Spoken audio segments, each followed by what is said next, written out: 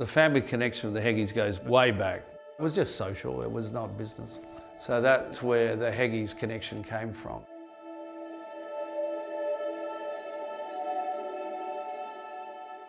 Dad would often talk about how we'd love to get our hands on the Heggies property because it'd be a great vineyard site.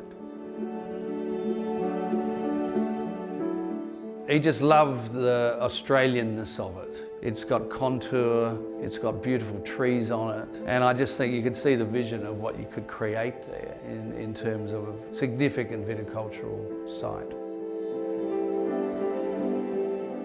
Colin had just said, no, I'm not interested, Winnie, I'm not interested. And then it obviously got to the point in the late 60s when Colin volunteered he wanted to sell.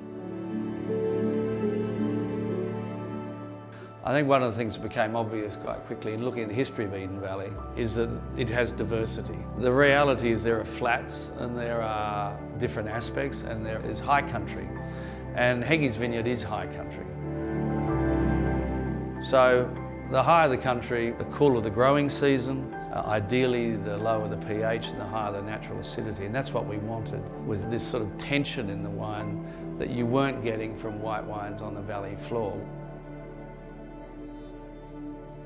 We were thinking about aromatic whites, particularly Riesling, but as the Chardonnay market developed, we thought, well, why couldn't a white wine region, albeit with higher acidities, lower pHs, be suited also to Chardonnay?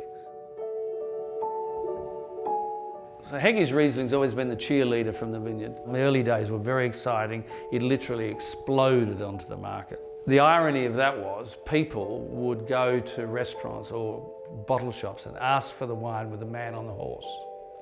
That's how it became known.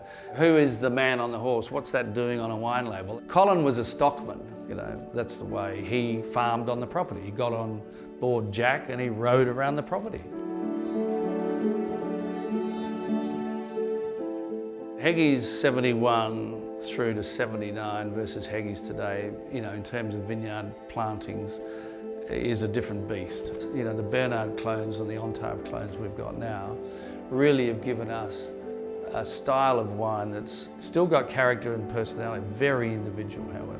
And it's a fineness, it's a seamlessness that is consistent. But overall, what you're going to get every year is Eden Valley and Heggies Vineyard terroir. And I think, they've all come together in the reserve Chardonnays we're making on the cloud line that really are quite profound and I'm excited by.